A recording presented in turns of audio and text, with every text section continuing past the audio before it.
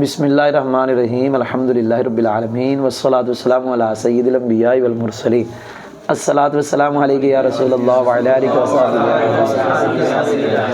اللہ تعالیٰ کے فضل و کرم سے قافیہ کا سبق نمبر 3 آج ہم پڑھیں گے۔ یہ عبارت ہم نے لکھی ہوئی ہے تو جلدی ہم پہلے اس کی ترکیب کر لیتے ہیں۔ وَهِيَ اسْمٌ وَفِعْلٌ وَحَرْفٌ، یہاں تک ایک جملہ ختم ہو گیا۔ بڑا مشہور قاعدہ ہے، ضمیر مرفوع منفصل ترکیب میں اکثر کیا بنتی ہے؟ اسم معطوف علیہ، فعل معطوف اول۔ یہ شارٹ کٹ ہے، درمیان میں واو کو اپنے حرف مطلب اختصار۔ معطوف علیہ دونوں معطوفوں سے مل کر ہیا کی خبر مبتدا خبر جملہ اسمیہ۔ لِأَنَّهَا إِمَّا أَن تَدُلَّ عَلَى مَعْنًى فِي نَفْسِهَا أَوْ لَا، یہاں تک ترکیب کرنے لگا، ذرا توجہ کرنا۔ لام حرف جار، ان مشبہ بالفعل، ہا ضمیر اسم۔ اما تردیدیہ، اما کے بارے میں قاعدہ لیکن وقت نہیں ہے، او سے پہلے اس کا آنا جائز ہے اور دوسرے اما سے پہلے اس کا آنا واجب ہے، بتا ویسے میں نے دیا۔ آن مصدریہ تدلہ فعل، فاعل اندر ضمیر ہے ہیا۔ علا جار، مان نکرہ ہے، نکرہ کے بعد جار مجرور کیا بنتے ہیں؟ موصوف۔ یہ موصوف ہو گیا، فی نفسیہ یہ مضاف مضاف الیہ مل کے مجرور، ثابتین کے متعلق ہو کے صفت موصوف سے مل کے علا جار کا مجرور۔ پھر تدلہ کا کیا ہو گیا جی؟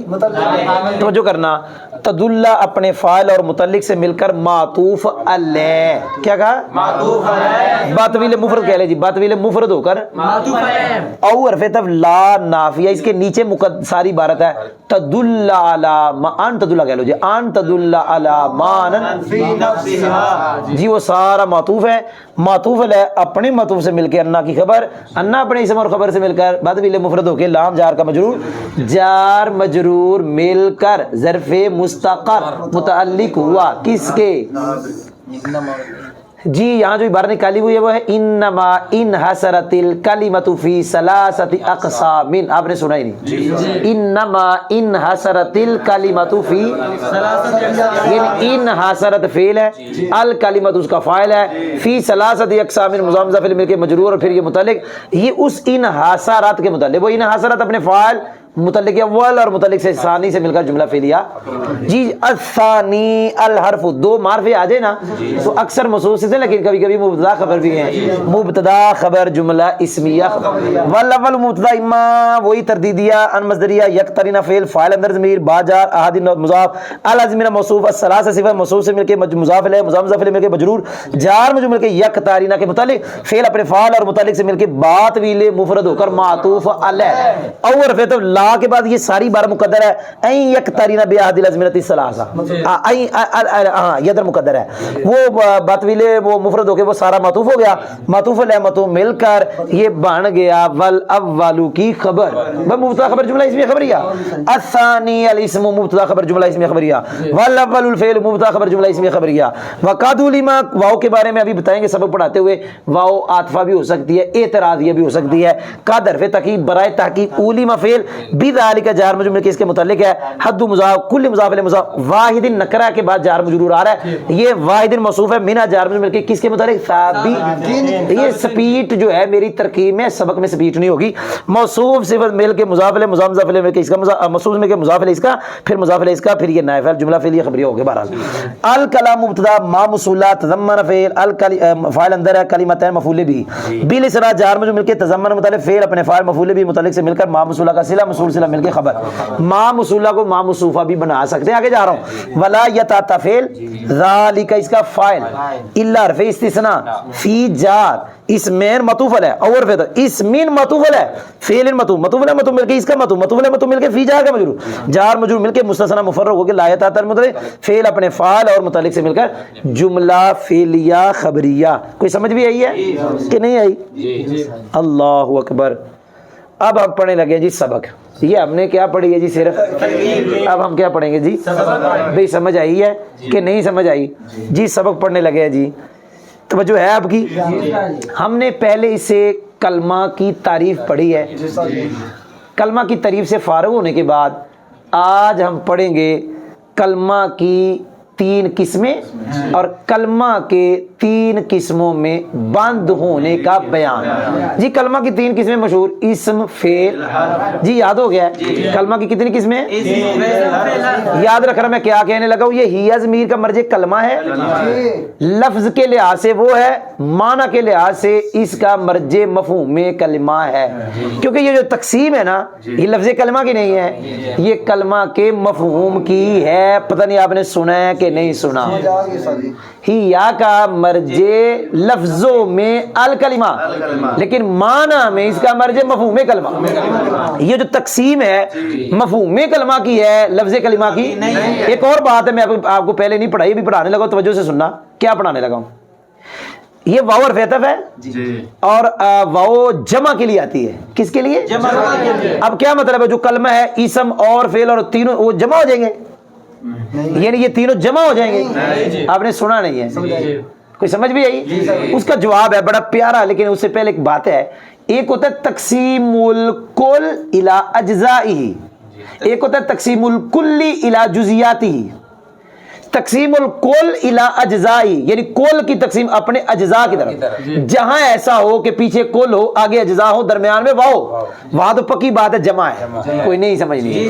جیسے پنجابی میں کیا مثال دیتا ہوں اردو میں کہ شکنجی، کیا شکنجی پانی ہے اور میٹھا ہے اور کھٹا ہے. پتہ نہیں سمجھ آیا کہ نہ آیا؟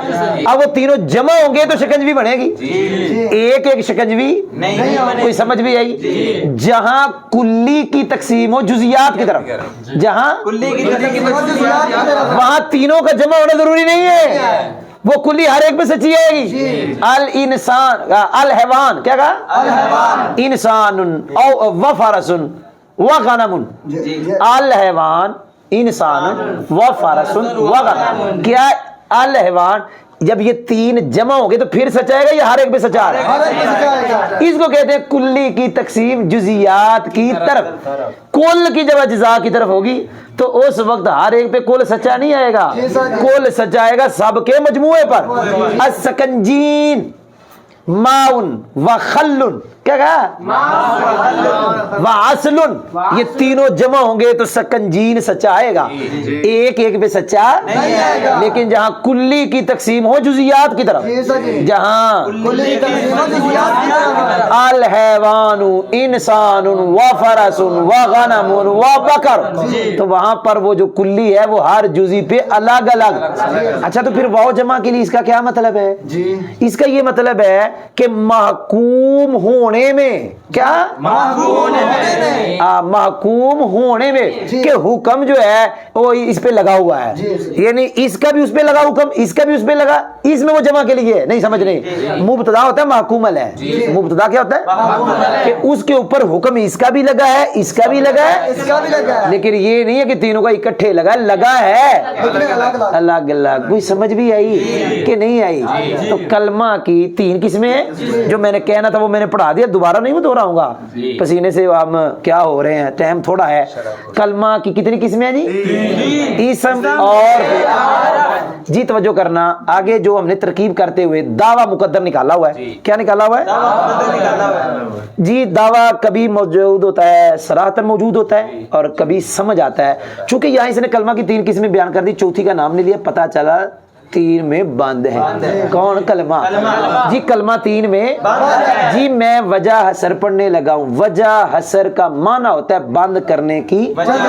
تو بند کرنے کی وجہ تب آئے گی جب پہلے آپ بند کریں گے. تو ہم بند کر دیا کہ کلمہ ان حسرت بند ہے فی ثلاثت اقسام، تین قسموں. جی میں بند ہونے کی وجہ پڑھنے لگا ہوں. کلمہ دو حال سے یاد رکھنا، جہاں بھی اسم فعل حرف کی تعریف میں یا وجہ حسر کے اندر تعریفوں کے اندر فی نفسی آئے گا، اس کا معنی کریں گے بی نفسیہ، اور بی نفسیہ کا معنی کریں گے مستقل. کیا کریں گے؟ مستقل. اور سبق پڑھنے سے پہلے اگلا یہ سمجھ لیں معنی مستقل کیا ہوتا ہے. معنی مستقل وہ ہوتا ہے جس پر اس کا لفظ اکیلا ہی دلالت کرے، جو اپنے لفظ سے اکیلے سے ہی سمجھ آ جائے. معنی مستقل وہ ہے جس پر اس کا لفظ اکیلا ہی دلالت، جو اپنے لفظ اکیلے سے ہی سمجھ آ جائے، اس کے ساتھ کسی اور کو لگانے کی ضرورت ہے. جی مجھے دیکھ رہے کلمہ تین قسموں میں بند ہے، وجہ اثر پڑھنے لگا ہوں. کلمہ دو حال سے کیونکہ بے شک کلمہ یا تو مستقل معنی پر، اور مستقل معنی کی میں نے تریف پڑھا دی ہے نا. مستقل معنی وہ ہوتا ہے جس پر اس کا لفظ اکیلا ہی دلالت کرے. کلمہ مستقل معنی پر دلالت کرے گا یا نہیں کرے گا؟ اتنا یاد ہوا؟ کلمہ مستقل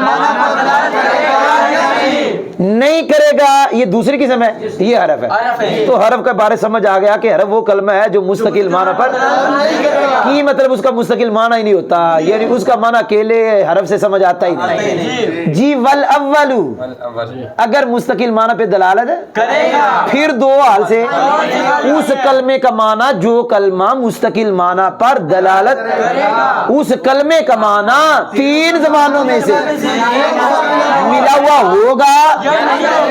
جی او لا لا کے نیچے پتہ کیا ہے؟ مستقل معنی پہ دلالت کرے. ایک منٹ، مستقل معنی پہ لیکن اس کا معنی تین زمانوں میں سے ایک زمانے کے ساتھ ملا ہوا نہ، وہ جو ثانی ہے نا وہ اسم ہے. والاول الفعل پہلا فعل ہے، پہلے سے مراد ہے مستقل معنی پہ دلالت کرے اور اس کا معنی تین زمانوں میں سے ایک زمانے کے ساتھ ملا ہوا ہو. جی کوئی سمجھ بھی آئی کہ نہیں آئی؟ یہ زبانی میں نے پڑھایا. آگے جا رہا ہوں. وقد علم بذلک، یہ پڑھانے لگا ہوں، ترجمہ بعد میں کرتے ہیں.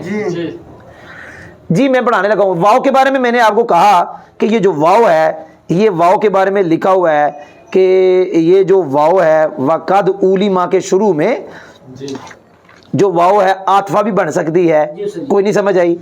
کون سی بن سکتی ہے؟ جی سمجھ آئی ہے؟ لیکن آپ اس کو بنا لیں میرے خیال میں اعتراضیہ بہتر ہے. اعتراضیہ کون سی؟ جی بہتر ہے، کیونکہ اب کلمہ کے بعد تو کلام نہیں آنا تھا تو درمیان میں موت آری کا جملہ آ گیا. جی کوئی سمجھ آ رہی ہے؟ کہیں تو بندہ بے ہوش نہ ہو جائے، پاویں میں ہی نہ ہو جائے. پتہ ہے آپ کو ادھر ہی پڑھ رہے ہیں، ہر بندہ پسینے سے ڈوبا ہوا ہے، مجبوری ہے یار. کوئی سننے والے کو ترس آ جائے ہمارے اوپر. سمجھ آ رہی ہے؟ جی میں پڑھنے لگا ہوں. قد علما، قد یہ برائے تحقیق ہے، کہنا یہ چاہتا ہے. یہ بذالک میں جو با ہے دو بن سکتی ہیں، سببیت اور استعانت. کہنا یہ چاہتا ہے ذالکا. اب یہ بھی سننا، ذالکا کا اشارہ وجہ اثر کی طرف ہے، پیچھے وجہ اثر نظر ہی نہیں آ رہی. اشارہ ادھر ہوتا ہے جو آنکھوں سے شاید نظر آئے، اس کا جواب ہے کبھی ادھر بھی ہو جاتا ہے جو ذہن میں ہوتی ہے. اور پتہ کیوں کرتے ہیں؟ اس کو اتارتے ہیں اس کی جگہ جو نظر آتا ہے. کیوں اتارتے ہیں؟ وہ اتنی پختہ ذہن میں چیز ہے، ذہن میں اتنی ایسے ہی ہوتی ہے جیسے اس کو نظر آ رہی ہے. ذالکا کا اشارہ کدھر ہے؟ وجہ اثر کی طرف، اور وجہ اثر باہر نظر نہیں آ رہی اس کے ذہن میں، اور اتنی پختہ ایسے ہی ہے جیسے اس کو نظر آ رہی. تو اب وجہ اثر تو قریب تھی، اس نے ذالکا بعید والا بولا اس کے مرتبے کی طرف اشارہ کرنے کے لیے، اس کے کہنا یہ چاہتا ہے اس وجہ حسر کی مدد سے، اس وجہ حسر کے ذریعے تینوں میں سے ہر ایک کی تعریف کو جان لیا گیا. ہر ایک کی تعریف پتہ لگ گئی. سوال ہے جدو پتہ لگ گئی تو قد علم کیوں آندا؟ پھر آگے جا کے الاسم والفعل الگ الگ تعریفیں کیوں کہا؟ تو وہ بڑا مشہور جواب ہے. اس نے طلباء کے ذہنوں کے مراتب کی رعایت کی. کچھ ذہین ہوتے ہیں ان کے لیے وجہ اثر، کچھ درمیانے ہوتے ہیں ان کے لیے قد علم کے ساتھ تنبیہ، اور کچھ غبی ہوتے ہیں ان کے ساتھ الاسم والفعل الگ صراحتاً تعریفیں. کوئی سمجھ بھی آئی؟ تو جو میں پہنچ گیا الکلام پر. کہاں پہنچ گیا؟ جی اب سنیں جی، کلام کے شروع میں حرف تنبیہ نہیں لے کے آیا، اس نے اس کو اللہ کی شمار کر لیا. فاصلہ کرنا چاہتا تھا، حالانکہ مناسبت تھی کہ کلمہ کلام کے اندر واو حرف عطف آ جاتی، لیکن اس نے ایسی شمار کی جیسے فصل کے بعد کیا ہوتی ہے؟ فصل ہوتی ہے. کوئی نہیں سمجھ آئی؟ جی کلام کی تعریف پڑھنے لگا ہوں. کلام ماں سے مراد لفظ ہے. کلام کی تعریف میں کیا آ رہا ہے؟ ماں سے مراد کیا ہے؟ کلام وہ لفظ ہے جو دو کلموں کو شامل ہو اسناد کی وجہ سے. یہ بالاسناد میں با کون سی ہے؟ سببیت. میں تو تھوڑا سا ویسے سبق تیز پڑھایا آج، لگتا ہے مجھے ایسے پہلے دو کی بنسبت توجہ کریں، لیکن پھر بھی میں نے تعریف پڑھا دی ہے. ماں سے مراد لفظ ہے، تضمن متضمن ہو شامل ہو، کلمتین دو کلموں کو بالاسناد اسناد کی. جی یاد ہو گیا؟ دو کلموں کو شامل ہو اسناد کی. یہاں ایک بات سمجھنے والی ہے. میں آپ سے پوچھوں کلام کیا ہے، آپ کہیں گے زید قائم. میں آپ سے پوچھوں دو کلمے کون سے ہیں، آپ کہیں گے زید قائم.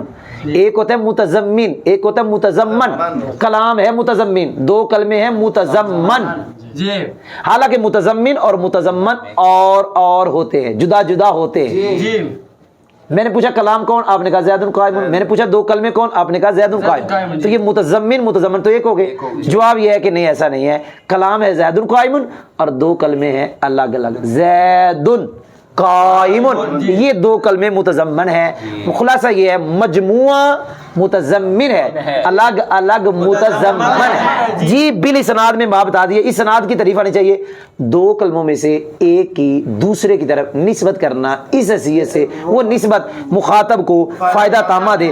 اگر متکلم وہاں چپ کرے تو کوئی بندہ اس کی عرف کے لحاظ سے غلطی نہ نکالے، کوئی اسے غلط نہ کہے جی۔ آخر میں پہنچ گیا، ترجمہ نہیں کر رہا، سبق پڑھا رہا ہوں۔ کلام کے حاصل ہونے کے عقلی احتمال 6 ہیں، میں پڑھنے لگا ہوں۔ 2 اسم، 2 فعل، 2 حرف، آگے جا رہا ہوں۔ فعل اور اسم 4، فعل اور حرف 5، اسم اور حرف 6۔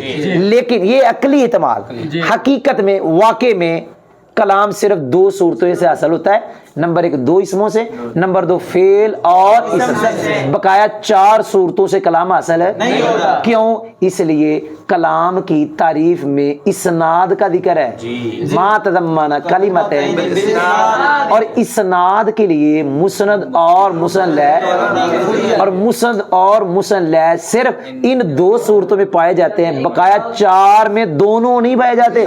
جہاں 2 فعل وہاں مسند ہے، جہاں 2 حرف وہاں کچھ بھی نہیں، جہاں اسم اور حرف وہاں ایک ہوگا، جو مرضی بنا لو۔